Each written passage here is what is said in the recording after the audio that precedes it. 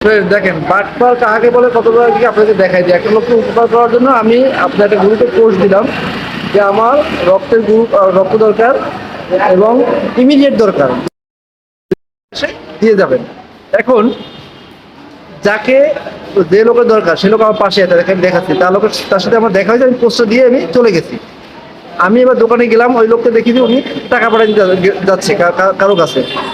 এখন তাকে আমি জিজ্ঞেস করলাম, এবার আপনি কি করতেছেন? উনি বলতে আমি যে লোক ব্লাড দিতে আসবে তাকে টাকা পাঠাচ্ছি। মানে বলছে যে উনি লোক ওনাকে ফোন দিছে, ফেসবুকে পোস্ট দেখে ওনার নাম্বারটা আমি দিয়ে দিচ্ছিলাম।